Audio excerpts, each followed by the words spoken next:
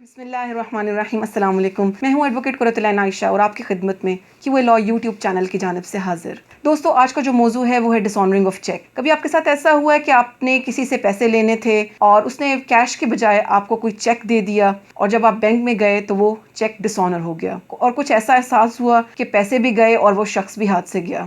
کبھی آپ نے یہ جاننے کی کوشش کی کہ قانون اس کے حوالے سے کیا کہتا ہے اور کیا تحفظ فراہم کرتا ہے؟ آج اس ویڈیو میں ہم یہی ڈسکس کریں گے، لیکن اپنی ویڈیو کا باقاعدہ آغاز کرنے سے پہلے میں آپ لوگوں سے ریکویسٹ کروں گی کہ اگر آپ نے ہمارے چینل کو سبسکرائب نہیں کیا تو کائنڈلی چینل کو سبسکرائب کر لیجئے۔ اگر آپ کو ویڈیو اچھی لگے تو کامنٹ سیکشن میں اپنی آراء کا اظہار ضرور کیجئے اور اپنے دوستوں کے ساتھ بھی شیئر کیجئے۔ کسی بھی ایکشن کو جرم بننے کے لیے کچھ خاص انگریڈینٹس کی ضرورت ہوتی ہے۔ تعزیرات پاکستان کے تحت جتنے بھی جرائم کی تعریف کی گئی ہے، ان کی تعریف میں بیسک انگریڈینٹس کو ڈیفائن کیا گیا ہے کہ کس وقت کوئی ایکشن یا کوئی عمل جرم میں تبدیل ہو جاتا ہے۔ اسی طرح 489F بھی ہمیں یہ بتاتا ہے کہ کس وقت کوئی ڈس آنرنگ آف چیک ایک جرم میں تبدیل ہو جاتا ہے۔ وہ کون سے بیسک انگریڈینٹس ہیں جن کا ہونا لازمی ہے ڈس آنرنگ آف چیک یعنی 489F کے لیے؟ سب سے پہلے ہے ایشوئنس آف چیک، یعنی کہ ایک شخص نے دوسرے شخص کو چیک ایشو کیا۔ نمبر 2 پر ڈس آنیسٹلی کیا، یعنی کہ بدنیتی کی بنیاد پر کیا، یہ جانتے بوجھتے ہوئے کہ اس کے اکاؤنٹ میں پیسے نہیں ہیں پھر بھی اس نے چیک ایشو کر دیا، اپنے اوپر سے لائبلٹی کو اتارنے کے لیے یا پھر اس کو ڈیلے کرنے کے لیے، جو بھی سوچ اس کے پیچھے ہے، لیکن اس نے ایک چیک ایشو کیا یہ جانتے بوجھتے ہوئے کہ اس کے اکاؤنٹ میں پیسے موجود نہیں ہیں۔ نمبر 3 پر کسی قرض کو ادا کرنے کی مد میں دیا، یا پھر کوئی اور لین دین کا معاملہ تھا جس میں پیسوں کی ادائیگی کرنا تھی اس کو، لیکن اس نے کیش ادا کرنے کی بجائے ایک چیک ایشو کر دیا۔ نمبر 4 پر جب وہ چیک لے کر بینک میں گیا تو چیک ڈس آنر ہو گیا۔ یہ 4 چیزیں ہیں بنیادی جن کا ہونا ضروری ہے، تبھی وہ 489F کے ایمبٹ میں آئے گا، یعنی کہ وہ جرم کہلائے گا۔ اگر اس میں سے کوئی ایک چیز بھی مسنگ ہے تو وہ جرم نہیں کہلائے گا۔ اب ایسا ہوا کہ آپ کو کسی نے پیسے دینے تھے اور اس نے آپ کو چیک دے دیا اور وہ باؤنس ہو گیا یا ڈس آنر ہو گیا۔ اب آپ کو کیا کرنا چاہیے؟ تو سب سے پہلے تو بینک آپ کو ایک ڈس آنر سلپ دے گا جو کہ چیک کے ساتھ اٹیچ ہوگی، جس میں یہ ریزن مینشن ہوگی کہ یہ چیک کیوں ڈس آنر ہوا، جیسے انسفیشینٹ فنڈز، یعنی کہ اکاؤنٹ میں اتنے پیسے ہی نہیں تھے جتنے کا چیک ایشو کر دیا گیا۔ اس چیک کو اور ڈس آنر سلپ کو لے کر آپ ایک چھوٹی سی درخواست لکھیں گے اپنے متعلقہ تھانے کو، جس کے متن میں آپ یہ لکھیں گے کہ فلاں شخص نے آپ کو چیک دیا، کس مد میں دیا اور وہ ڈس آنر ہو گیا۔ 489F کے حوالے سے جو درخواستیں دی جاتی ہیں ان کو مختصر رکھا جاتا ہے اور اس میں لین دین کی بہت زیادہ ڈیٹیلز مینشن نہیں کی جاتی۔ یہ بھی ایک ٹپ ہے FIR کو ڈرافٹ کرنے کے حوالے سے۔ اب فار ایگزامپل آپ کی درخواست متعلقہ تھانے میں دیتے ہی مقدمے کا اندراج کر لیا جائے گا۔ اگر اندراج نہ کیا جائے تو کیا کرنا ہے، اس کو انشاءاللہ تعالیٰ پھر ڈسکس کریں گے۔ مقدمے کا اندراج کروائیں، چونکہ 489F ایک کاگنیزیبل افینس ہے، یعنی کہ قابل دست اندازی جرم ہے، پولیس اس میں FIR لانچ کرنے کی پابند ہے۔ اب بات آتی ہے کہ آپ کیسے یہ ثابت کریں گے کہ جو چیک ہے وہ ڈس آنیسٹلی ایشو کیا گیا، یعنی کہ نارملی یہ جو 4 انگریڈینٹس ہیں اس میں سے نارملی 3 چیزیں تو عموماً ہوتی ہی ہیں۔ اب بات آئے گی کہ آپ نے اس کو کیسے ثابت کرنا ہے کہ یہ چیک بدنیتی کی بنیاد پر دیا گیا تھا، کیونکہ باقی تینوں چیزیں تو نارمل ہیں، وہ تو ویسے بھی ہوں گی۔ چیک ایشو ہوگا، وہ ڈس آنر ہوگا، اور وہ کسی لین دین کی یا کسی قرض کی مد میں دیا گیا چیک ہوگا۔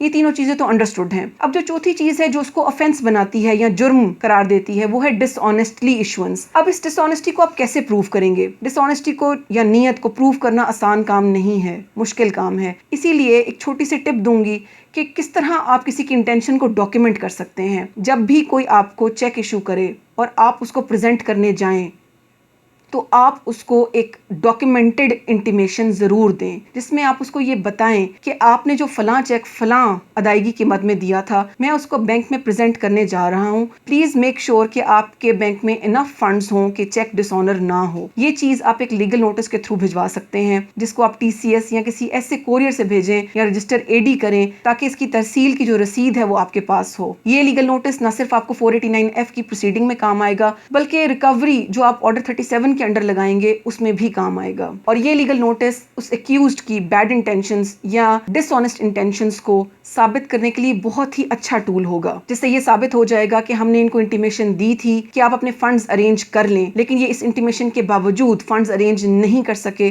اور نہ ہی اس کے متبادل کوئی اور پیمنٹ کا ذریعہ اختیار کیا۔ تو یہ ڈس آنیسٹ انٹینشن کو ثابت کرنے میں بہت ہی اہم کردار ادا کرے گا۔ اب سوال یہ آتا ہے کہ کیا ہر چیک جو ڈس آنر ہوگا وہ 489F کے ایمبٹ میں آئے گا؟ سپریم کورٹ نے اس میں ایک ایکسیپشن کریٹ کی، وہ ہے گارنٹی چیک۔ गारंटी चेक क्या है कि जब कोई शख्स किसी दूसरे शख्स के बिहाफ पर गारंटी देता है कि फॉर एग्जांपल फलां डेट तक अगर ये पैसे ना दे सका तो ये चेक मेरी तरफ से रखें, मैं इसका जामिन हूँ, मैं जमानत देता हूँ कि ये आपको पैसों की अदायगी जरूर करेगा, और अगर ये नहीं करेगा तो ये चेक एज गारंटी चेक आप अपने पास रख सकते हैं। अगर कोई शख्स किसी दूसरे को फंसाने के लिए इस गारंटी चेक को ले जाता है और बाउंस करवा देता है और इस पर FIR लॉन्च करवा देता है तो ऐसा चेक 489F की एम्बिट में नहीं आता। ये ऑब्जर्वेशन दी सुप्रीम कोर्ट ने अपनी लैंडमार्क जजमेंट में, जो है 2013 SCMR page number 51 and 2016 PCRLJ 769। अगर हम देखें कि गारंटी चेक क्यों 489F की एम्बिट में नहीं फॉल करता तो ये बात समझना बहुत आसान है कि उसमें जो 4 बेसिक इंग्रेडिएंट्स हैं उसमें से एक इंग्रेडिएंट मिसिंग है और वो है डिसऑनेस्ट इंटेंशन। गारंटी चेक इसलिए नहीं दिया गया था कि आप उसको जाकर कैश करवाते, बल्कि वो किसी और पेमेंट को सिक्योर करने के लिए दिया गया था। इसलिए सुप्रीम कोर्ट ने बहुत ही क्लियरली इस चीज को डिफाइन कर दिया कि जब भी कोई चेक गारंटी चेक होगा तो वो 489F के एम्बेट में नहीं आएगा। लेकिन इसका मतलब ये भी नहीं है कि जब आप दरखास्त देने थाने में जाएंगे तो चूंकि वो गारंटी चेक है और वो श्योरिटी चेक है तो पुलिस आपके मुकदमे का इंदराज नहीं करेगी। पुलिस आपके मुकदमे का इंदराज फिर भी करेगी, क्योंकि कानून में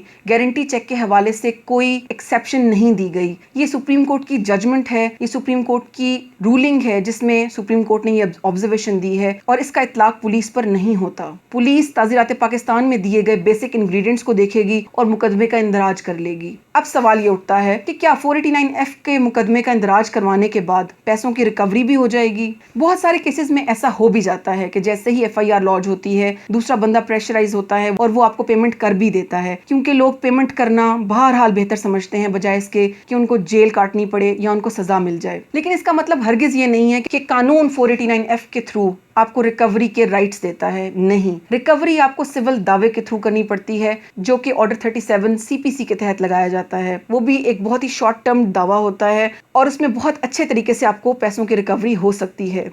489F का एम्बेट रिकवरी ऑफ मनी नहीं है। 489F एक पीनलाइजिंग सेक्शन है, सजा देने वाला सेक्शन है उस डिसऑनेस्ट इंटेंशन के हवाले से जिस बदनीयती की बुनियाद पर आपने चेक इशू किया था।